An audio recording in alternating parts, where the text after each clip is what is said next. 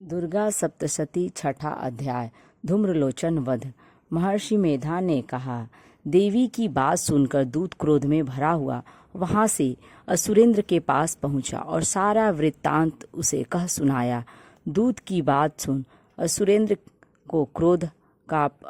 के क्रोध का पारावार न रहा और उसने अपने सेनापति धूम्रलोचन से कहा, धूम्रलोचन, तुम अपनी सेना सहित शीघ्र वहां जाओ और उस दुष्टा के केसों को पकड़कर उसे घसीटते हुए यहाँ ले आओ।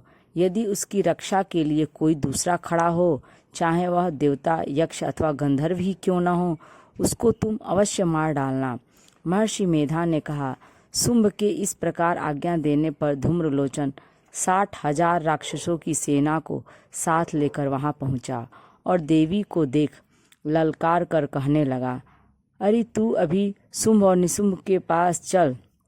यदि तू प्रसन्नतापूर्वक मेरे साथ न चलेगी तो मैं तेरे केसों को पकड़ घसीटता हुआ तुझे ले चलूंगा। देवी बोली, असुरेंद्र का भेजा हुआ तेरा जैसा बलवान यदि बलपूर्वक मुझे ले जाएगा तो ऐसी दशा में मैं तुम्हारा कर ही क्या सकती हूँ।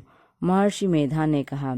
ऐसा कहने पर धूम्रलोचन उसकी ओर लपका, किंतु देवी ने उसे अपने हुंकार से ही भस्म कर डाला।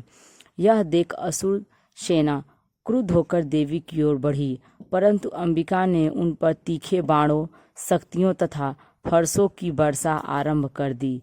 इतने में देवी का वाहन भी अपनी ग्रीवा के बालों को झटकारता हुआ और बड़ी भारी शब्द करता हुआ असुर सेना में कूद पड़ा। उसने कई असुर अपने पंजों से, कई अपने जबड़ों से और कई को धरती पर पटक कर अपनी दाढ़ों से घायल करके मार डाला।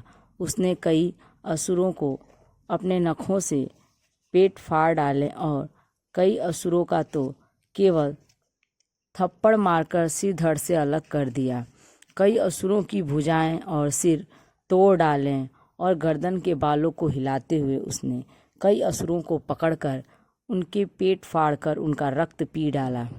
इस प्रकार देवी के उस महाबलवान सिंह ने क्षण भर में असुर सेना को समाप्त कर दिया। शुंभ ने जब यह सुना कि देवी ने धूम्रलोचन असुर को मार डाला है और उसके सिंह ने सारी सेना का संहार कर डाला है, तब उसको बड़ा क्रोध आया। उसके मारे क्रोध के ओठ फड़कने लगे और उसने चंड तथा मुंड नामक महाअसुरों को आज्ञा दी कि हे चंड, हे मुंड, तुम अपने साथ बड़ी सेना लेकर वहां जाओ और उस देवी के बाल पकड़कर उसे बांधकर तुरंत यहाँ ले आओ। यदि तुमको यहाँ लाने में किसी भी प्रकार का संदेह हो तो अपनी सेना सहित उससे लड़ते हुए उसको मार डालो और जब वह दुष्टा और उसका सिंह दोनों मारे जावें तब भी उसको बांधकर यहाँ ले आना। इस तरह से यह 6वां अध्याय पूर्ण हुआ। यदि वीडियो अच्छी लगे तो लाइक करें और यदि मेरे चैनल पर नए हैं तो इसे सब्सक्राइब करें।